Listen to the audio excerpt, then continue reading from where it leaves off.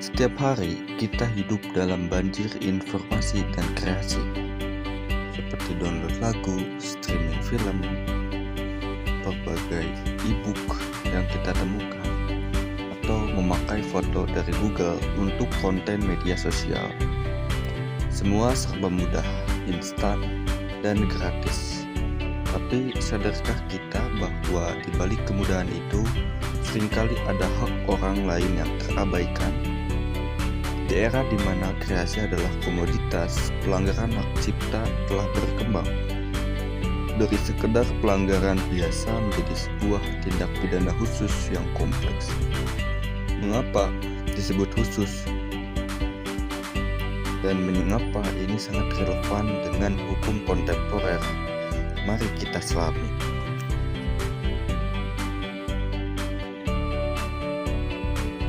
Hak cipta dulunya sering dipandang sebagai perkara perdata sengketa antara pemilik hak dan pelanggar. Namun, perkembangan ekonomi kreatif dan dampak masif dari digitalisasi mengubah paradigma ini. Kejahatan hak cipta sekarang dikategorikan sebagai tindak pidana khusus. Apa maksudnya?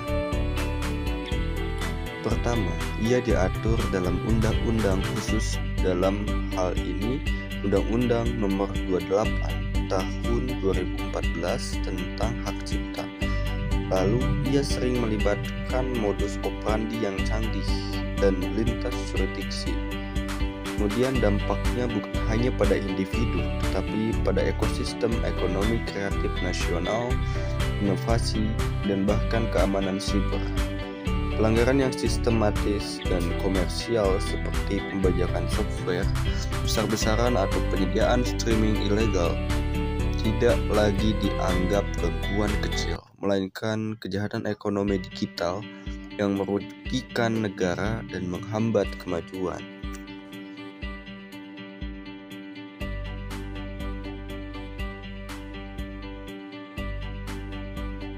Lalu, seperti apa wujud kejahatan ini di sekitar kita?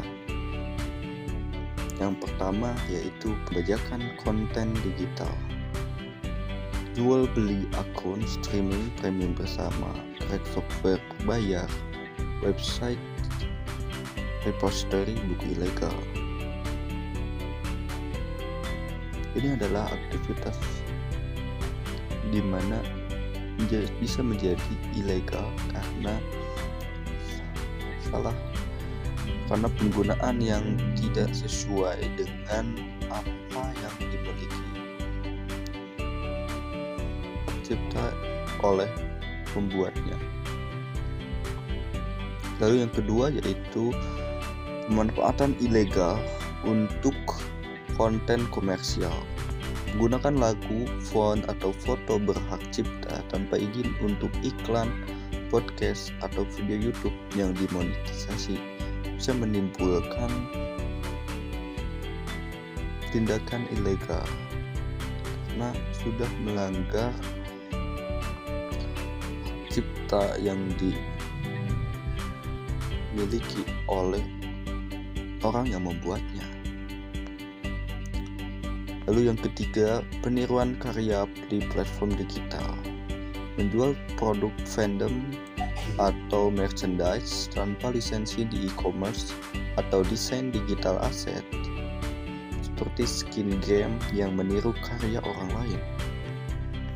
Lalu yang keempat yaitu teknologi yang menghindari perlindungan. Penggunaan tool mendownload video dari platform yang melarangnya atau software untuk menghilangkan watermark. Aktivitas ini bukan lagi sekedar berbagi, tapi telah bernilai ekonomi dan merugikan pemegang hak secara signifikan. Undang-Undang Hak Cipta mengancamnya dengan pidana penjara maksimal 10 tahun dan denda miliaran rupiah. Namun, penegakan hukum terhadap kejahatan khusus ini menghadapi tantangan besar. Pertama, tantangannya yaitu sifat borderless dari dunia digital. Pelaku dan server bisa berada di luar negeri. Kedua, budaya free content yang sudah mengakar. Ketiga, kecepatan teknologi yang selalu melampaui regulasi. Disinilah hukum kontemporer tidak hanya dituntut untuk menindak, tetapi juga beradaptasi dan mendorong literasi. Perlindungan hukum harus seimbang dengan edukasi. Sebagai pengguna, kita bisa mulai dari hal sederhana, seperti hargai karya gunakan secara legal, cari musik bebas royalti, gunakan software open source, beli konten asli, atau manfaatkan lisensi Creative Commons. Ketika kita menghargai hak cipta, kita sebenarnya sedang investasi untuk masa depan kreasi itu sendiri.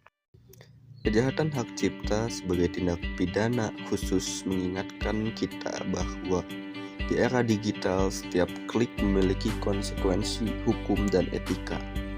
Perlindungan terhadap hak cipta bukan untuk membatasi akses, tetapi untuk memastikan bahwa para pencipta seperti musisi, penulis, programmer, dan desainer dapat terus berkarya dan menghidupi diri dari karyanya.